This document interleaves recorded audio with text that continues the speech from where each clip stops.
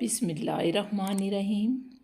आज हम अहमद नदीम कासमी की किताब कपास का फूल में मौजूद एक खूबसूरत कहानी, जिससे इस किताब का नाम अख़ज़ किया गया है, कपास का फूल, वो पढ़ेंगे। आज के लेक्चर में हम इस अफसाने के किरदार, खुलासा, तज्ज़िया देखेंगे और नसीबों की मारी माई ताजों की दिलखराश दास्तान पढ़ेंगे। बाकायदा आगाज़ करने से पहले ये कहना चाहूँगी कि अगर आपको मेरी काविश पसंद आए तो चैनल को सब्सक्राइब करके नोटिफिकेशन को ऑन कर लीजिएगा और एक प्यारा सा कमेंट कर दीजिएगा। सबसे पहले हम बात करते हैं किताब की, जिससे कपास का फूल अफसाना लिया गया है। इस किताब में कुल अफसाने 17 हैं। तारीख़ अशात इसकी 1973 है। मकतबा फ़नून लाहौर के ज़ेरे तमाम ये शाया हुए।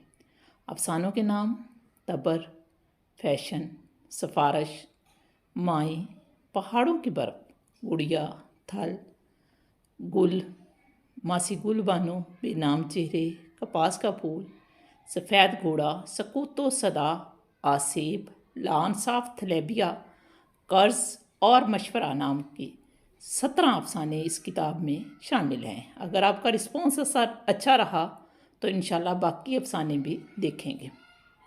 कपास का फूल जंग के पस मंज़र में लिखा गया एक ऐसा अफसाना है जिसमें इंसान के अंदरूनी जज्बातों एहसासात की तर्जमानी की गई है। इस अफसाने में वहशियाना तशद्दुद के असरात और उन असरात के नतीजे में पैदा होने वाली दर्द अंगेज़ी और दर्दमंदी को बयान किया गया है। अफसाने की मरकज़ी किरदार माई ताजो हैं और उनकी मददगार किरदार है राहतां। राहतां जो एक सपोर्टिंग टूल है, एक हेल्पिंग हैंड है माई ताजो का। माई ताजो जिसकी ज़िंदगी अलमिया हुज़निया है। इस अफसाने का सबसे अलमिया किरदार है माई ताजो और उसकी दर्द भरी तन्हा ज़िंदगी ही इस अफसाने का हुस्न है, अलमियाती बयान है। अहमद नदीम कासमी की फ़नकाराना चाबुकदस्ती की दाद दीजिए कि उन्होंने माई ताजो जैसा किरदार तख्लीक कर दिया जो ज़िंदगी को बूझने का सलीका और शऊर देता है। माई ताजो तन्हाई पसंद नहीं थी, उसे लोगों से मिलना पसंद था, लेकिन हालात के थपेड़े ने उसे तन्हाई पसंद बना दिया। माई ताजो की दर्द भरी तन्हा ज़िंदगी को बयान करने के लिए अफसाना निगार फ्लैशबैक की तकनीक का सहारा लेता है और अफसाने को माई ताजो के अच्छे दिनों से शुरू करता है, यानी अच्छे दिनों की सैर करवाता है। माई ताजो जिसकी खूबसूरती पूरे गांव की नज़रों का मरकज़ थी, उसके अनफनाने शबाब से सबकी नज़रें उस पर आकर टिक जाती थीं कि वो बेइंतहा खूबसूरत थी। मगर किस्मत का खेल कि उसकी शादी एक नौजवान पटवारी से हुई जो ताजो को ब्याह कर अपने घर ले आया।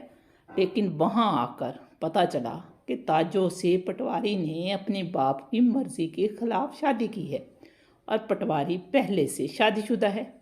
पहली बीवी ने खूब रोला डाला, खूब शोर डाला और पहली बीवी के शोर के बाद पटवारी मजबूर होकर गांव छोड़कर चला गया और कभी वापस ना आया।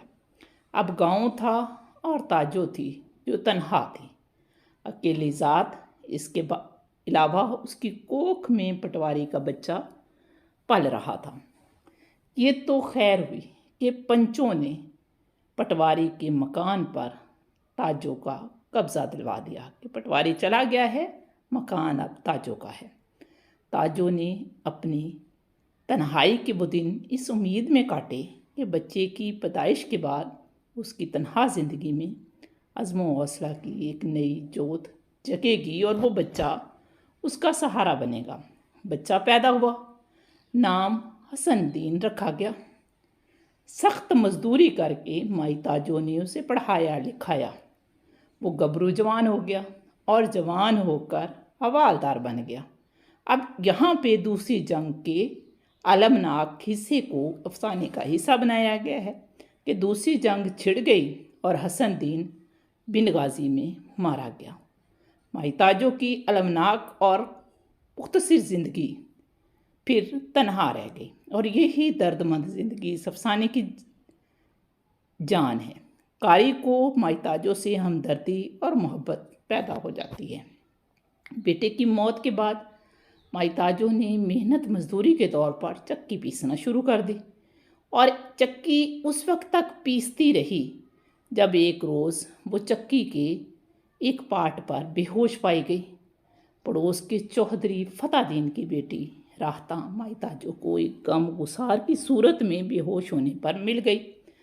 राहता के साथ माई ताजो की मोहब्बत, उनसियत, अपनायत एक फितरी अमल था और इतना ही नहीं, राहता की गम गुसारी भी देखने के लायक थी।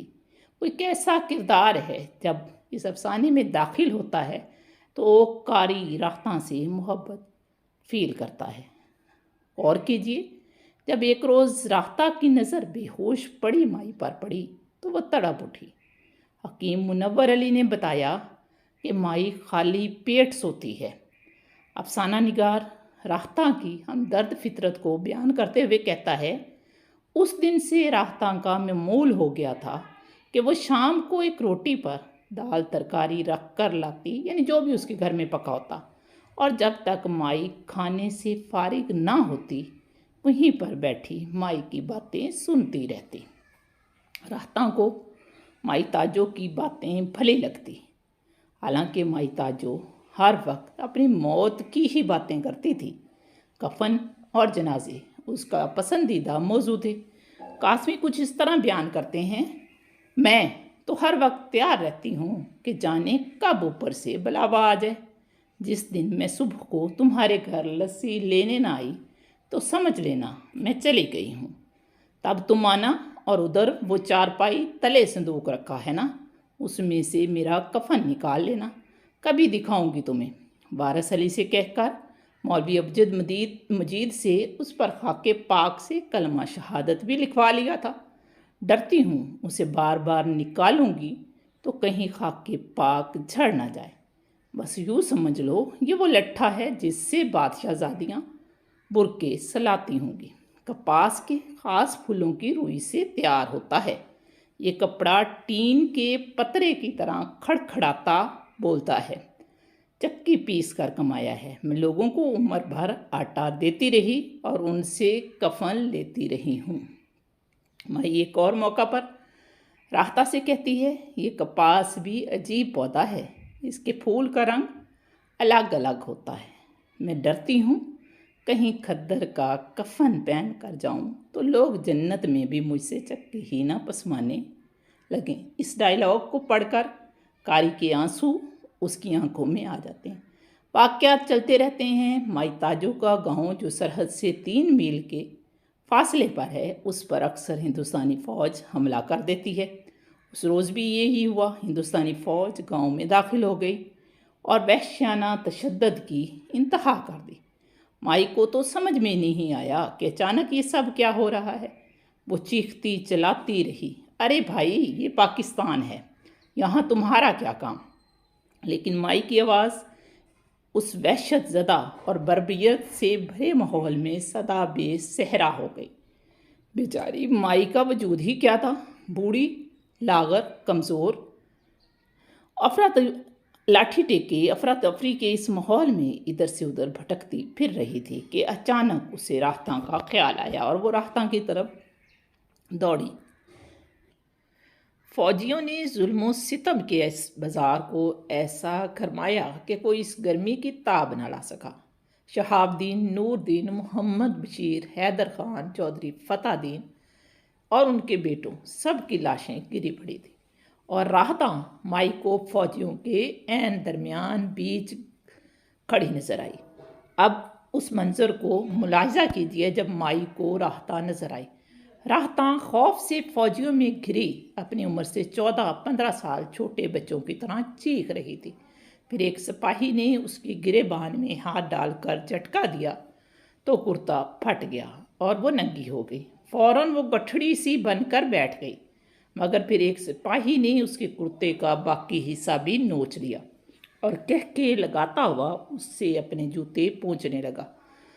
और फिर माई ताजो राहता पर गिर पड़ी और एक अजीब सी आवाज़ में, जो इसकी अपनी ना थी, बोली, अल्लाह तेरा पर्दा रखे बेटी, अल्लाह तेरी हया कायम रखे। राहता नंग दड़ंग फौजियों के बीच यूं खड़ी थी जैसे कपड़े पहने खड़ी हो। इसका रंग माई ताजो के कफन के लट्ठे का सा हो रहा था। गोलियां चलती रही, धमाके होते रहे, गोले आग बरसाते रहे और माई कपास के खेत से गन्ने के खेत में घुस गई कि अचानक एक आवाज़ आई। माई, आवाज़ जैसे पाताल से आई थी। फिर आवाज़ आई, माई, राहता कह रही थी, तुम तो मेरी तरफ देख के ही जा रही हो। देखती नहीं हो मैं नंगी हूँ, मुझे कुछ दो। माई ने ज़ोर ज़ोर से हंसते हुए और ज़ोर ज़ोर से रोते हुए राहता को यूं अपनी गोद में खींच लिया जैसे नन्हे से हसनदीन को दूध पिलाने चली हो। अब धमाके जैसे खेतों की चारों मंडीरों पर हो रहे थे, मगर माई इनसे बेनियाज राहता का माथा चूमे जा रही थी। हाय, मुझे अपना ये कफन कैसा फालतू सा लगने लगा है। कफन? राहता तड़प कर माई की गोद से निकली। कफन उठाकर उसे जल्दी से खोला और अपने पूरे जिस्म पर लपेट कर यूं मुस्कुराई जैसे वो दीवार पर से माई को रोटी